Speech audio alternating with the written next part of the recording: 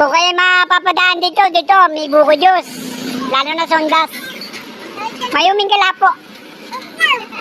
Ano pong pangalan ng mayari? Sheila po. Oo, yun, Sheila.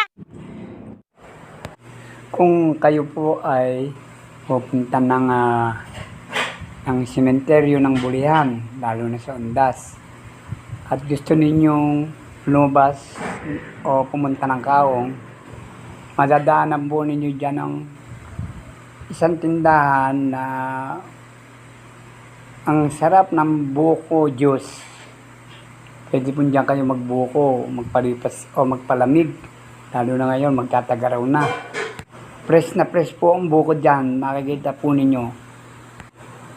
Kung galing naman po kayo ng Kaong at pupunta kayo ng Page at dito kayo dadaan sa sementeryo, makikita rin nyo po yan. Diyan po lang ang buko juice ni Aling Sheila.